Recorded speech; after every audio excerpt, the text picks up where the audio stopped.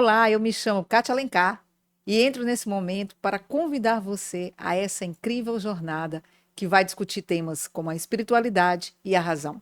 Apresento para você o podcast Entre a Fé e a Razão, com dois psicólogos cristãos, que são o Eudes Alencar e a Beatriz Gomes. Aqui você terá uma jornada para descobrir muitas coisas acerca desses dois temas. E nesse momento eu quero convidar os psicólogos que estão comigo aqui na mesa para se apresentarem. Eudes, por favor.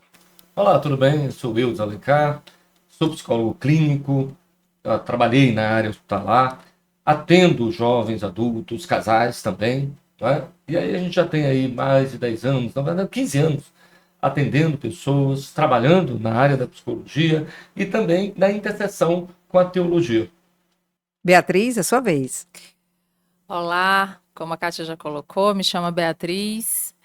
Também sou psicóloga clínica, também já trabalho com famílias, crianças, adolescentes, ser humano aí nas suas diversas fases e tempos da vida, há mais ou menos 16 anos.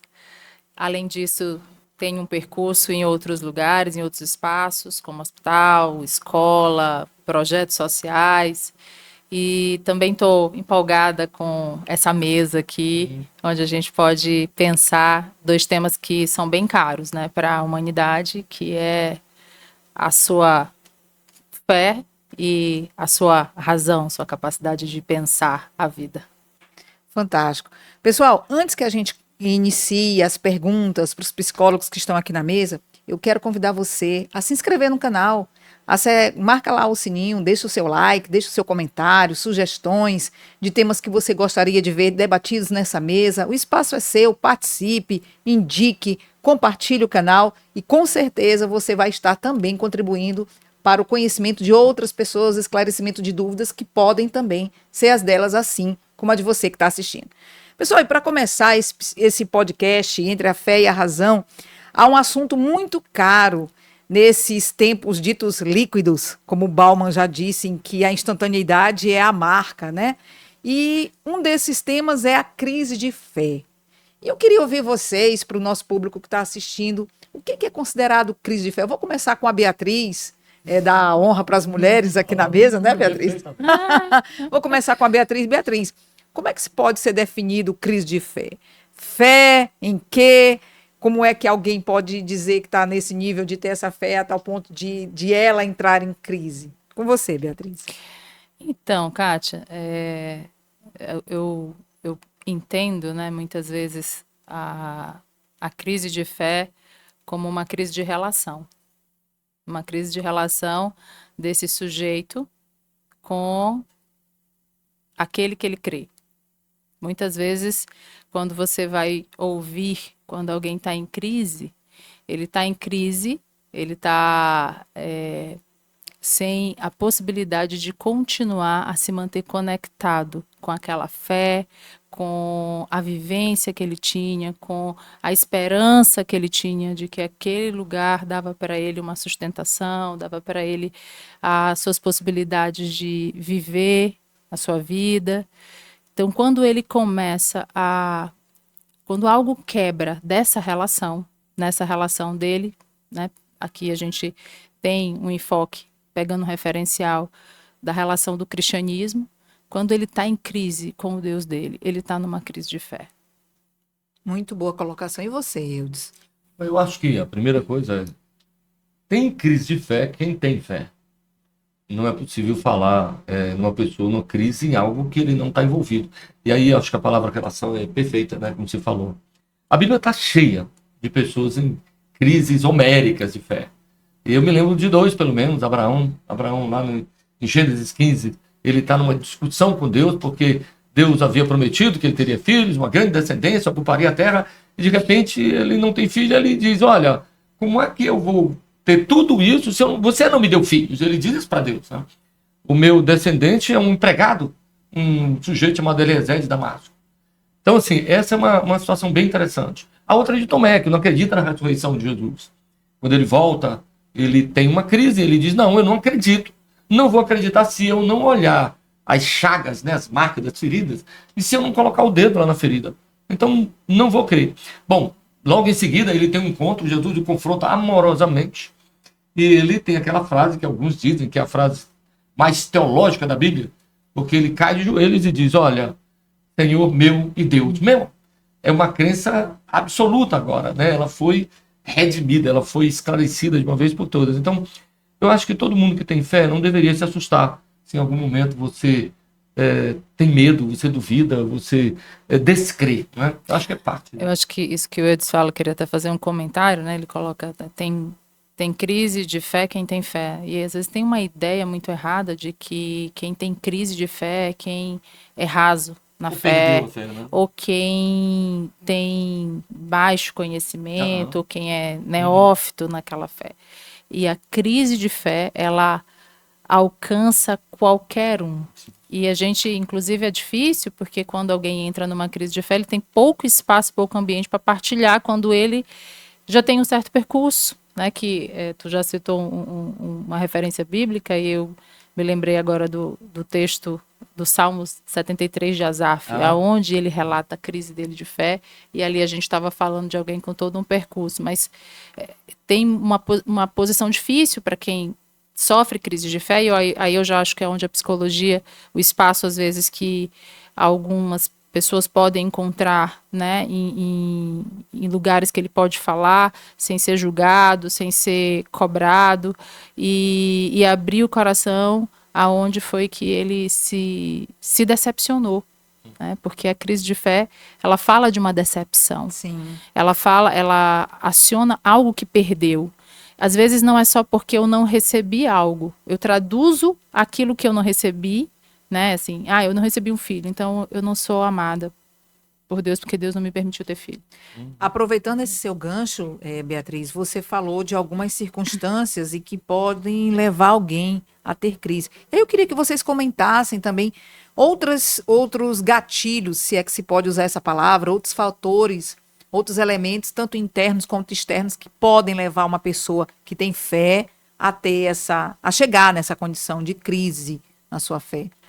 Eu acho que fatores externos, já que a gente pode chamar assim, a gente pode falar de perdas, a gente pode falar de luto, a gente pode falar de doença, né? São eventos extraordinários que as pessoas vão viver e que podem abalar aquilo que elas chamam de fé. Eu acho que seria um fator externo. Interno, eu acredito que uma expectativa infantil em relação àquilo que Deus pode fazer por mim. Por exemplo, existe uma crença em muitos lugares, as pessoas reforçam ela, que é dizer o seguinte: olha, se você está uma pessoa de fé em Deus, então nada vai acontecer para você.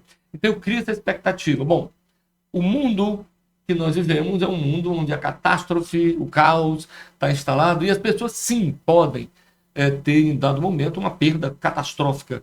E nesse momento ela ouviu o tempo todo dizendo: olha, não vai lhe acontecer nada, você está protegido. E de repente ela não encaixa essa crença com o fato, né, com a experiência vivida. Então eu acho que seria um fator interno, essa expectativa que as pessoas têm.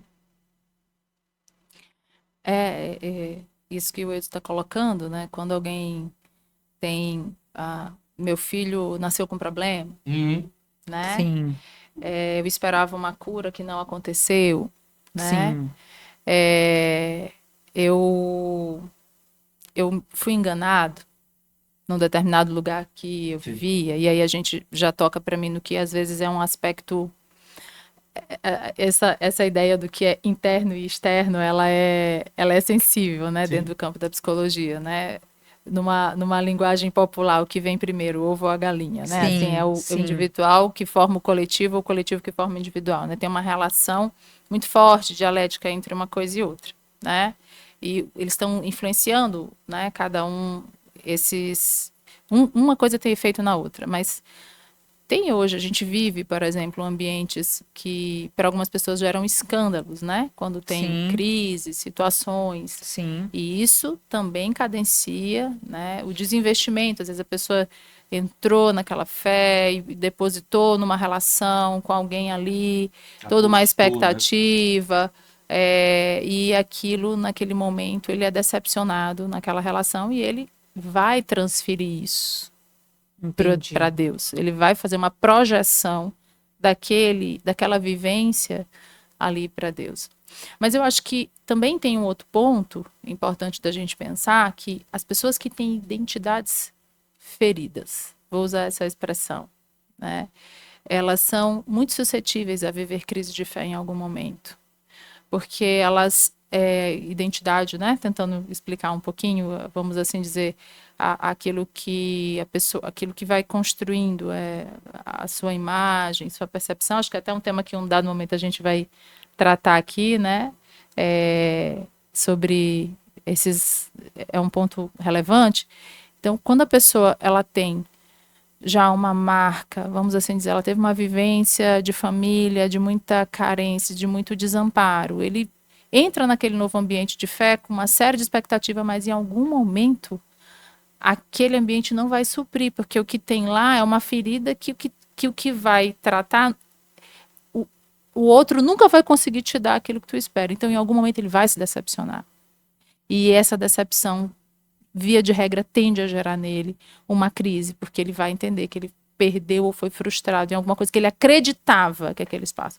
Então, vindo aí, por isso que eu gosto de pensar a crise de fé como uma crise de relação. Eu achava que Deus tinha que me dar isso. E aí, não, assim, não era isso que estava na relação, isso foi o que você projetou, né?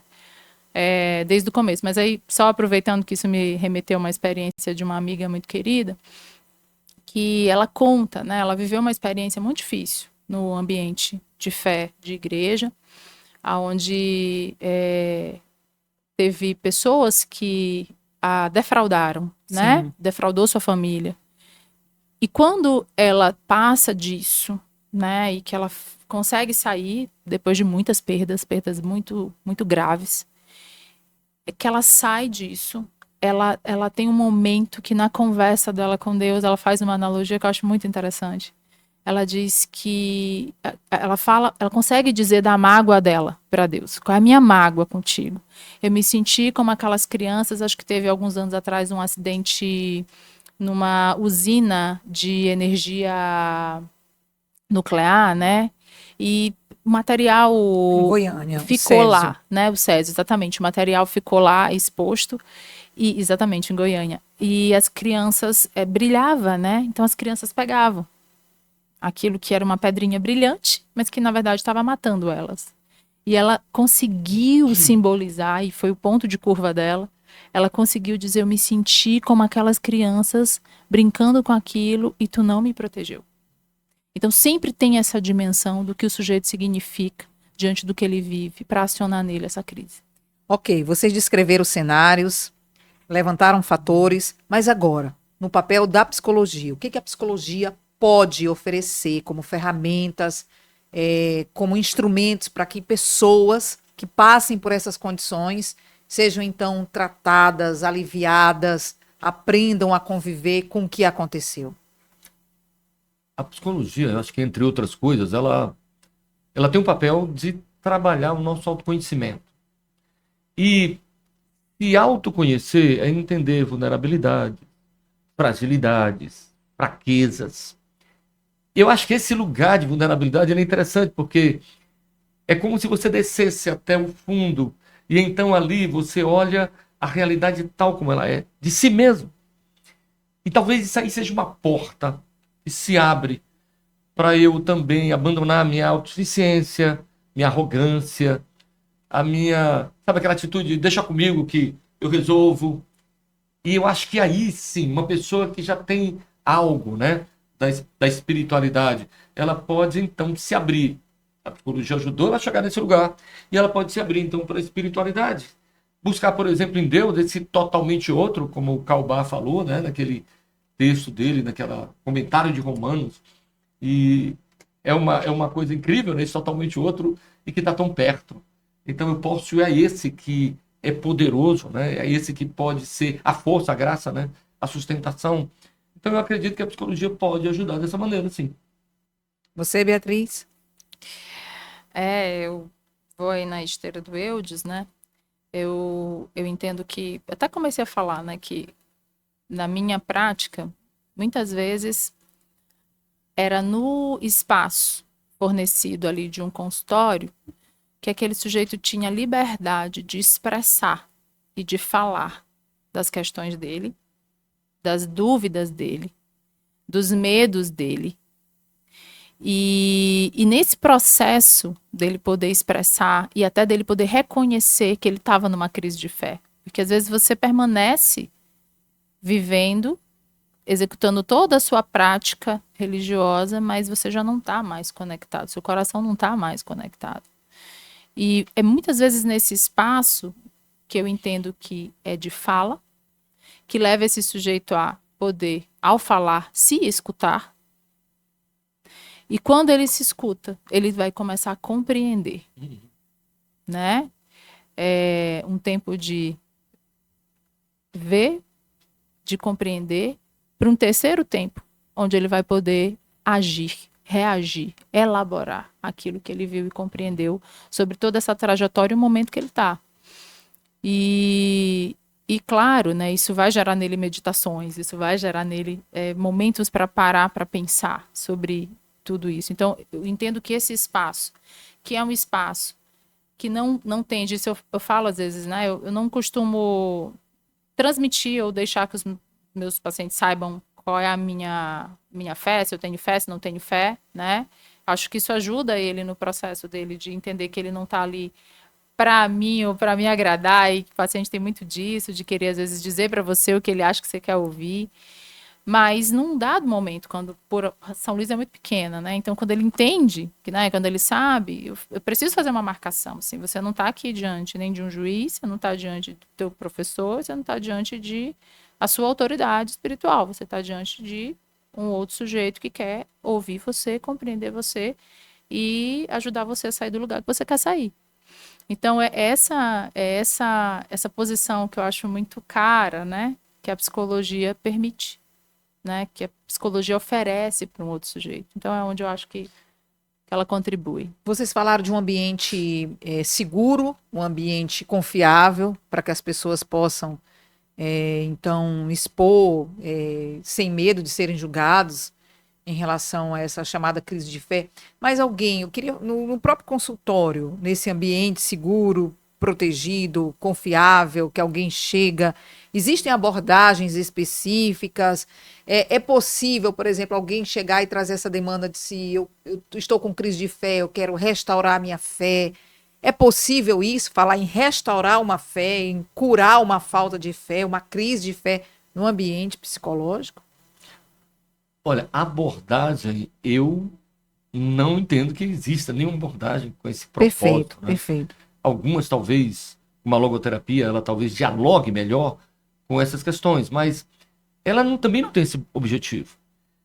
Na minha concepção, a coisa mais importante de todas é a relação terapêutica, é o encontro entre o terapeuta e o paciente, o cliente, como alguns chamam, né? Enfim, esse momento, eu acho que esse encontro que independe, são o encontro de dois seres humanos, duas humanidades.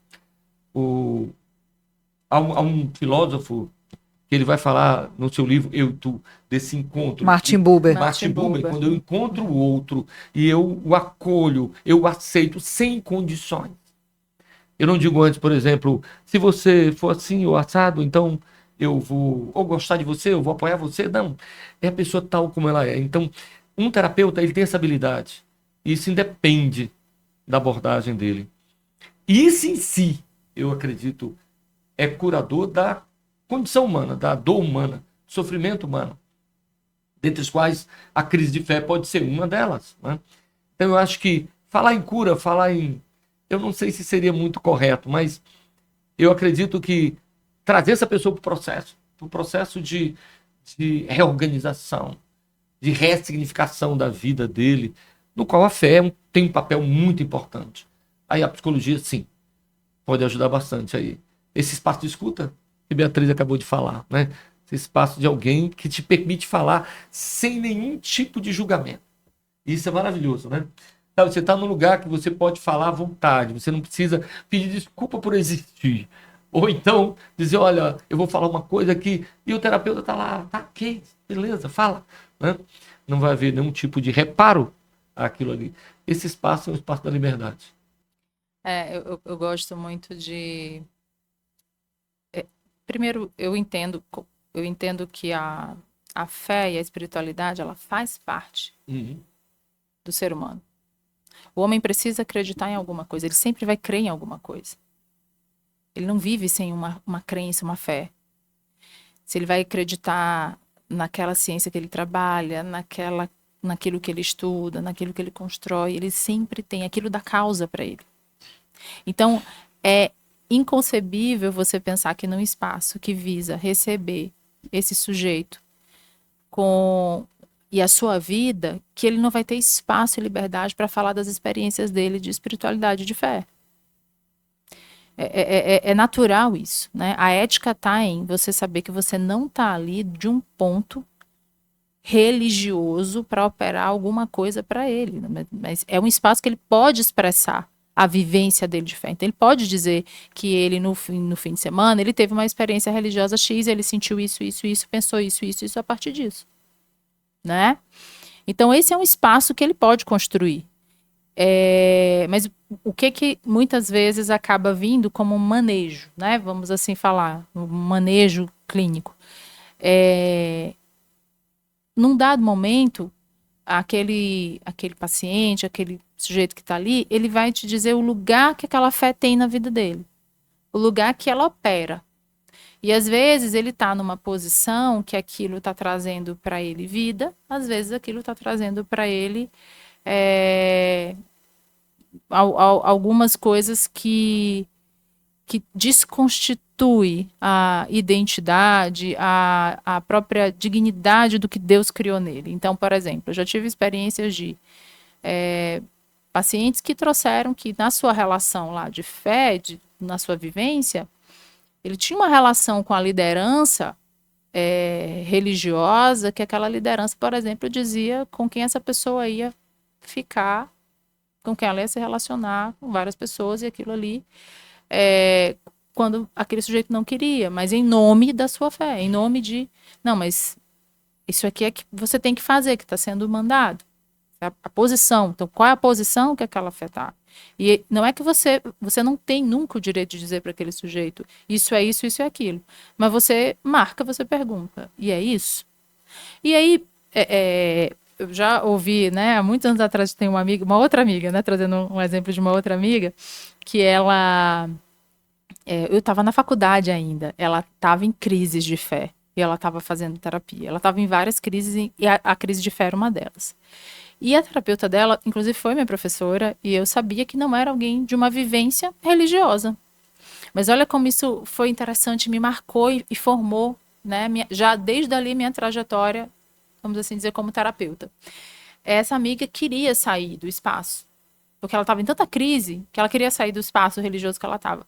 E nesse caso a terapeuta disse assim, não é bom para você sair desse espaço.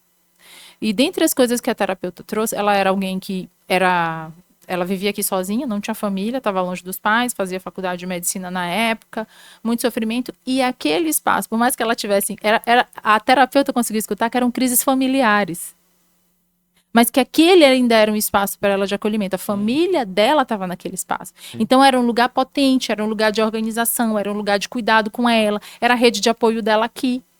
Ela conseguiu entender que não era da ordem de um abuso, mas era da ordem de uma crise, como uma crise familiar.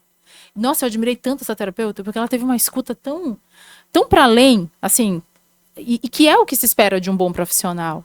Então, a posição aí é outra, né? O manejo é outro, e você faz, então, o sujeito pensar.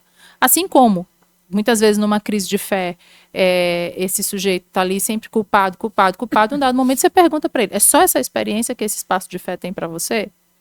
Né? Não tem outra coisa além da culpa ou da penitência? Tem alguma outra coisa dentro da sua experiência? E isso faz ele pensar, não, mas isso aqui também faz parte. Deus também é assim, Deus também é, não, Deus também ama, Deus... E aí aquele sujeito então consegue se deslocar da posição que ele está. Não sei se eu consegui. Vocês já até conseguiram antecipar boa parte de respostas e perguntas que eu teria proposto para vocês, mas você, Beatriz, por exemplo, colocou casos. E, em particular, na experiência clínica de vocês, já tiveram que lidar com situações de pessoas que chegaram com relatos? Você falou de um abuso religioso, com crise de fé. Eu queria que vocês comentassem um pouco e se ainda acompanham crise de fé, as pessoas que estão assistindo esse podcast, de repente você pode ter um relato de algo e nem sequer sabe que existe um espaço para esse acolhimento, para essa escuta, como os psicólogos aqui na mesa estão falando. Então, nesse momento eu quero que vocês compartilhem um pouco de experiências, claro, respeitando o anonimato, a privacidade do cliente, de crise de fé, e qual foi a experiência, o que vocês foram levados a agir, a intervir, diante dessa situação. Olha, eu gosto de dizer que eu não chamo Deus para dentro do consultório. Deus vem através das próprias pessoas. Seus dramas, suas decepções, seus medos, elas trazem Deus para dentro do consultório. Então, como Beatriz já antecipou, não há nenhum problema nisso. Eu estava dando aula e um aluno, esse assunto meio que tangencialmente surgiu. E o aluno disse que eu quero contar uma experiência. A experiência dele era a seguinte: ele é um aluno religioso. E ele procurou uma psicóloga em busca de ajuda. E quando ele chega lá, ele começou a falar da religião, ele foi falando, e ela imediatamente disse: não, pode parar. Aqui a gente não fala disso. E eu fiquei chocado com aquilo. Mas ao mesmo tempo eu pensei, essa pessoa tem pouca instrução, essa psicóloga, tem pouco preparo, né? Porque não existe tema que você não possa falar. A demanda é do outro.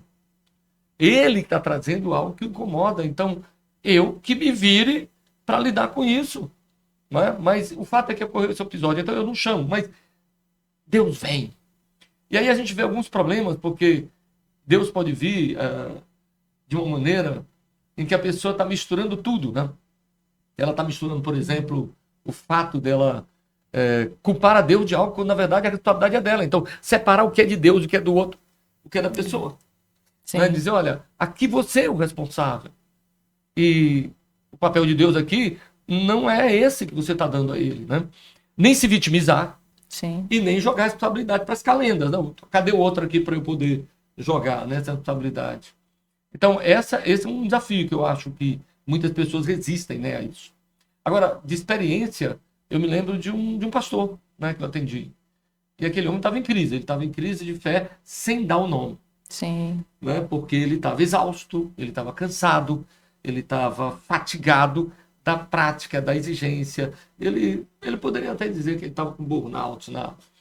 Mas a vida dele era uma vida instrumental.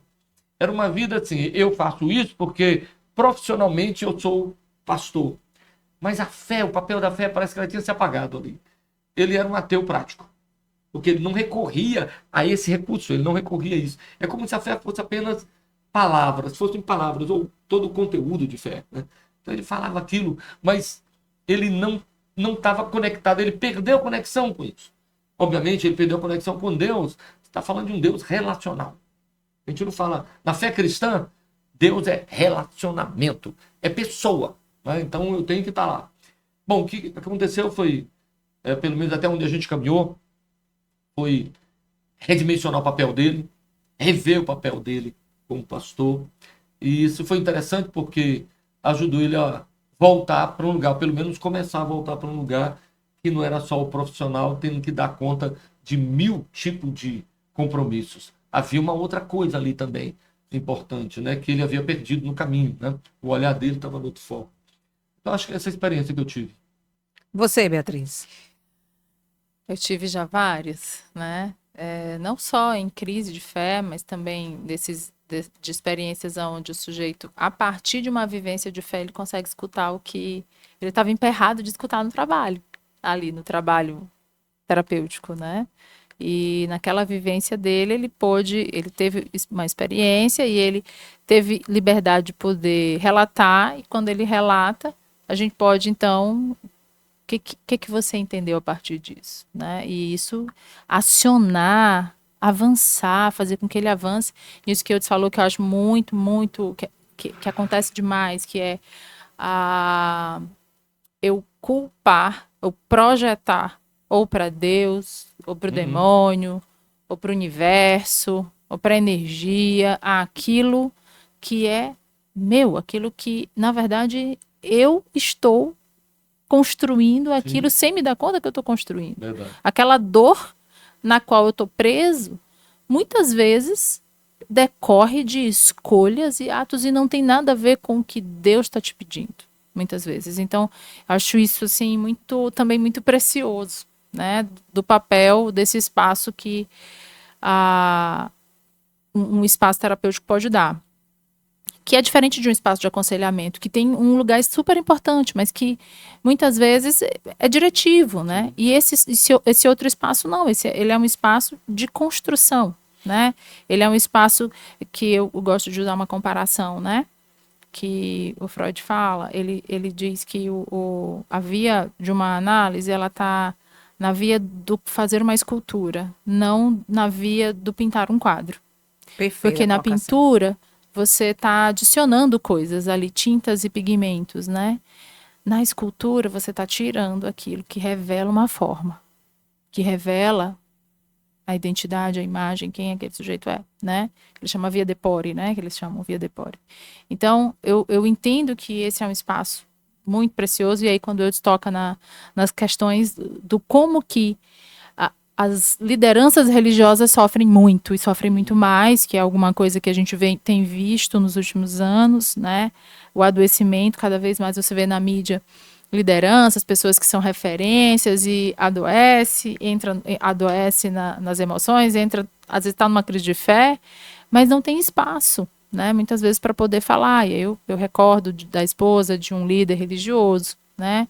Que não tinha espaço para poder trazer as questões dela. Né? E foi ali que ela pôde trazer, foi ali onde ela pôde ter liberdade de falar, anos e anos, né? E foi tão interessante porque ela já era uma senhora e ela nunca tinha vivido essa experiência, ela se autoriza. Geralmente vem por um outro sintoma uma somatização, alguma coisa, e quando você vai escavando, aquilo ali tem tudo a ver com essa parte da vida, né? As dores, as decepções, o aprender a guardar, não demonstrar, porque é quase como se, não sei porquê, né? Mas é como se o espaço de fé não pudesse ter espaço para vulnerabilidade. Sim, é verdade. Né? E isso também tem sido problemático. E cada vez mais eu vejo, né? Antigamente a igreja tratava isso muito como não há espaço. Mas hoje já até reconhece, tem que ter alguma outra coisa para ajudar, porque o adoecimento e o sofrimento, ele está posto. Mesmo que aquele sujeito tenha fé, a gente reconheça que ele tem fé. Então, voltando ao que a gente disse no começo, crise de fé, problemas na sua espiritualidade, dores nesse campo, ou a vivência disso, todo mundo tem. Então, vamos subir um pouquinho de nível, bora sair da crise de fé, dos relatos de experiência. Vamos falar agora da fé em si. Fé, como é que a psicologia, esse conhecimento fantástico que Deus compartilhou com os profissionais como vocês, como é que ela pode ajudar uma pessoa que está, por exemplo, ela não tem crise, tampouco tem fé, porque como vocês disseram, tem crise quem tem fé, mas uma pessoa que está nessa caminhada de descobrir a sua própria identidade, de abraçar uma fé, como é que a psicologia pode ajudar nisso? Beatriz tocou nesse assunto ainda agora, meio rapidamente. Sim. Né? Eu creio, e eu acredito que você, Beatriz, também acredita que a fé, o exercício dela, de alguma forma, de alguma maneira, é uma parte constituinte da identidade de um ser humano, ou da natureza do ser humano. Nós temos uma pulsão para a busca de fé. Né? Você vê ateus falando, tem um livro do Carl Sagan, que é bem antigo já, e ele fala sobre, mais ou menos o título é Entre Deuses e Demônios. E ele fala do percurso humano ao longo da história. Naturalmente, ele, como um bom ateu, ele acreditava na teoria da evolução, né? E ele fala que esse processo da aquisição da própria inteligência, ele foi experimental. Né? O sujeito estava lá, era um homem primitivo, de repente caiu um raio, uma explosão fantástica, né? E aí uma árvore pegava fogo, porque o raio batia naquela árvore. Como é que um homem primitivo explicaria um negócio daquele, se não alguma coisa, sei lá, Deus, né? Um tipo de Deus, um tipo de divindade, uma força cósmica, né? Então ele diz que toda a ideia de religião nasce dessa relação, mas a gente sabe que nós, seres humanos, somos relacionais. De novo, Beatriz mencionou isso ainda há pouco, né? Quando a terapeuta falou para aquela cliente lá, dizendo, olha, não saia, fica aí, né? Porque esse espaço é um espaço não de identidade, mas de relação, e a relação é o que nos constitui como pessoas. Um bebê, se ele não tiver relacionamento nenhum, tem um monte de exemplos na história científica de crianças que foram abandonadas sem contato humano, ela não desenvolve a fala, ela não desenvolve a inteligência, né? Elas não aprendem a ser gente. E isso precisa ser num espaço de relação. Então, um espaço com as pessoas, numa igreja, vamos chamar assim, mas a maior de todas, a relação com Deus, um Deus que fala, um Deus que se coloca, um Deus que se manifesta, um Deus que chama, que convida, que se entregou, que se humanizou, que se materializou na forma humana. É porque nós, imagem e semelhança dele, precisávamos de uma relação com ele, né? Então eu acredito que começa por aí. A psicologia, ela fala muito de relacionamento. Ela talvez é uma praia da psicologia, né? E imagina uma pessoa entendendo esses aspectos. Ela talvez está muito mais perto de uma fé. E aqui eu falo da fé cristã, não de outro tipo de fé, não é? Mas da fé cristã, que tem um Deus relacional. E aí eu acredito que nesse aspecto ela está muito mais perto disso do que de qualquer outra coisa. Esse ponto que eu traz, né, da relação. Primeiro, assim, eu queria colocar aqui, eu não acredito que a psicologia tem resposta para tudo. Eu acho interessante. Muita pretensão, não é verdade? Eu acho que essa interlocução, ela é uma interlocução, mas não é dizer que a gente vai pegar a psicologia para explicar tudo da fé. Né? Não é papel ela dela, não né? nem é papel, ela nem tem essa envergadura, né? E aí fazer intersecções é uma coisa, né? Mas não é que a gente consegue, não acredito. E às vezes eu até me incomodo, na verdade, quando eu vejo em alguns espaços querendo usar algo que é de uma outra ordem para explicar algo que é de outra ordem, né? Enfim. Mas vindo para uma coisa que eu acho que no manejo, né, é muito muito fomentado e que esse espaço terapêutico ajuda, ou que a psicologia pode ajudar o sujeito. Se a gente está falando que a crise de fé é uma crise de relação, e crise não só na crise, né? Mas quando o sujeito está perdido ou sem fé, via de regra, ele também tem uma dificuldade no amor. E o amor, ele é, no fim das contas, o que todo mundo quer e necessita: ser amado. E tem esse desejo de amar e ser amado. E por muitos problemas que às vezes acontecem no curso de formação daquela pessoa, da sua personalidade, da sua identidade, ele trava em amar e nessa dimensão da alteridade. Que aí a gente, né, você começou citando Bauman, né? Nós vivemos tempos, não só, se a gente for pensar no tempo líquido, mas a gente vai pensar que é um tempo onde essa noção do outro, da alteridade, ela também fica um pouco turva na formação. Porque o que está em questão é o meu prazer, a minha satisfação, a minha felicidade.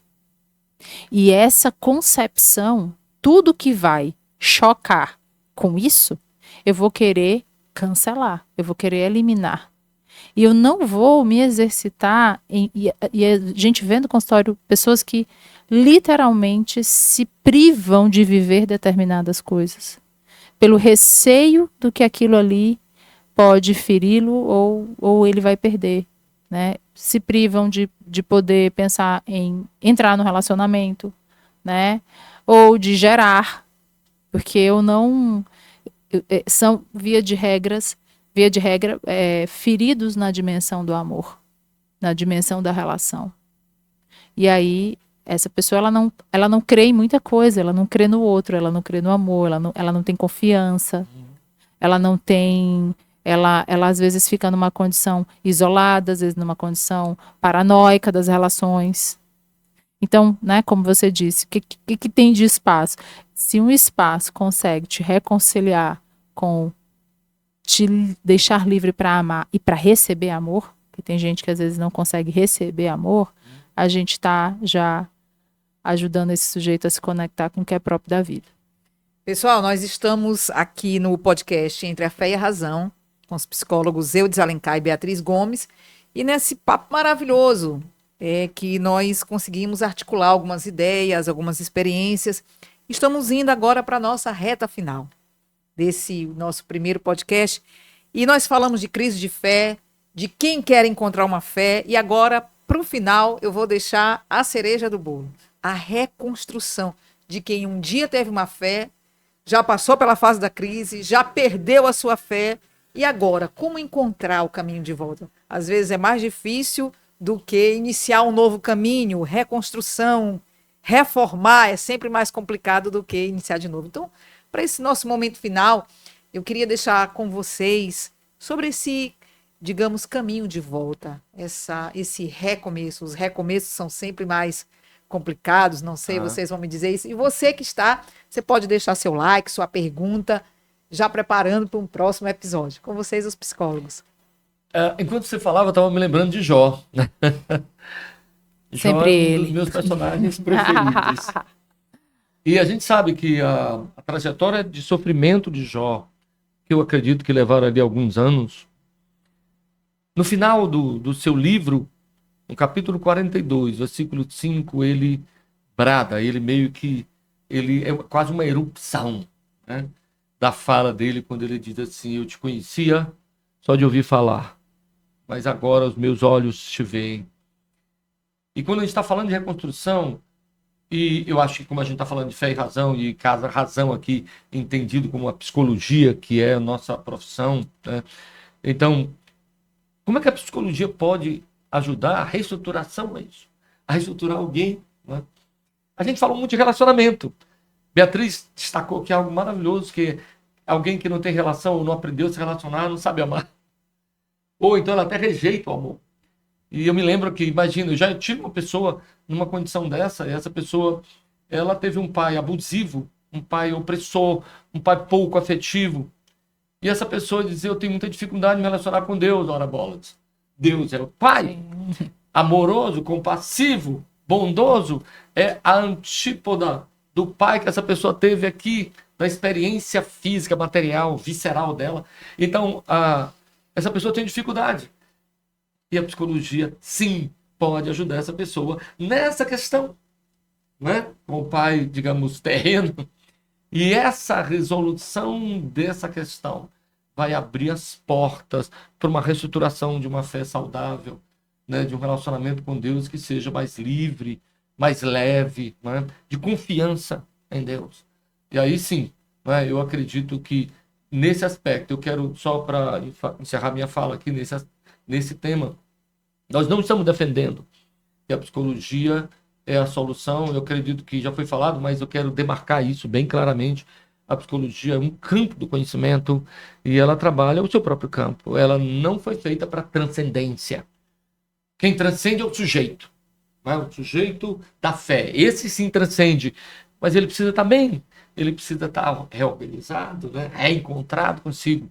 Então a gente não está, sob hipótese nenhuma, dizendo que a psicologia vai levar as pessoas à fé. Mas quem tem problema de fé ou existencial, a psicologia sim tem aí uma bela resposta para essa pessoa. E isso sim pode produzir nessa pessoa uma reestruturação, para usar a sua palavra. Perfeito. Perfeito. A Kátia falou de recomeço, né? Recomeçar é difícil, de fato, mas também é muito bonito. E eu acho que isso é uma das coisas que mais me captura e me encanta, né, no trabalho, em ser e trabalhar com a psicologia, né? Trabalhar com o ser humano dentro desse campo que o Eudes colocou. E eu me lembro que ainda na faculdade, eu estava num congresso em São Paulo, e eu ouvi uma transmissão de uma psicóloga que estava falando sobre violência, né, sexual com crianças e adolescentes. Ela tinha um trabalho nisso, e ela falou uma coisa que também me marcou muito, né, que ela falava de todo acompanhamento, mas que ela disse que num dado momento ela marcava para aquele sujeito que, assim, agora a gente está num novo tempo. Não tem mais, né? Já saiu o abusador, já saber que a gente está no novo tempo. Então, o que tem do novo tempo? Então, essa capacidade de recomeçar, essa capacidade que Deus botou no cérebro, né? Da plasticidade, da neuroplasticidade, da reconfiguração, isso é uma das coisas mais encantadoras e de mais potência que o ser humano tem. né? E aí sim, né, você vê histórias, como você vê histórias de pessoas que passaram por catástrofes e elas se reconstroem, Sim. elas se Resiliência, né? refazem, elas recomeçam. E em várias partes do mundo, né? A gente trouxe pequenos recortes aqui, mas tem tanta experiência. Inclusive, tem uma psicóloga que trabalha, né, no Médicos Sem Fronteiras, ela publicou um livro que ela conta várias experiências. Ela conta uma das experiências de que ela, mesmo sem falar a língua, com um grupo de mulheres que foi vítima, a comunidade delas, daquelas Guerra Civil, né? guerra civil, Ah. né, que chega, saem, tocam fogo nas casas, levam os filhos escravos, né? As filhas vão ser escravas sexuais, os meninos vão carregar lá as armas e os maridos são mortos, né? E elas contando como que a partir de um grupo de canto e dança, porque era muito daquela comunidade, elas iam refazendo, contando suas dores, se refazendo, e ela volta lá 2 anos depois e essas mulheres estavam com a vida refeita, casaram, tiveram filhos novamente. Então, recomeçar é difícil, mas recomeçar é lindo. E é uma dádiva. Então, eu entendo isso e entendo que quando você está nesse processo, o primeiro ponto, e que também eu entendo que esse espaço ele pode oferecer, o espaço a priori, né, da razão, te ajudar a reconhecer. Porque a verdade é que a nossa mente ela é fantástica e fantástica também para nos enganar e nos ludibriar. Então, muitas vezes você diz, eu estou bem, mas eu não estou bem. Não, eu não tenho crise. E é no caminho que ele vai se dando conta. Então, conseguir reconhecer é o ponto de partida. Às vezes dói muito conseguir dizer, é isso. Eu tô magoado. É isso, né? Eu acredito que Jó também teve um tempo até ele conseguir reconhecer ali, né? Agora eu realmente estou zangado com, né? Eu realmente. Interessante dizer que era um diálogo com Deus que isso acontece. Sim. Quando Deus faz uma inquirição, né? Onde é que você estava e tal. E aí a coisa vai se processando. É, que aí é onde ele se reconecta. Que é assim, eu entendo quem eu sou no processo. Perfeito. Né? É isso. Ok, pessoal, eu espero que para você tenha sido tão prazeroso como foi para mim essa jornada nessa manhã aqui de gravação do nosso primeiro podcast Entre a Fé e a Razão. Não deixe de compartilhar, não deixe de deixar seu comentário, se inscrever no canal, dar o seu like, ativar o sininho para todas as vezes as notificações dos novos episódios que virão, você ficar por dentro de tudo. E eu tive a honra de conversar com esses dois psicólogos fantásticos, que são o Eudes Alencar e a Beatriz Gomes. Falamos sobre fé, crise de fé, perda de fé, reconstrução de fé. Muito obrigada, Eudes Alencar. Muito obrigada, Beatriz Gomes. Até a próxima.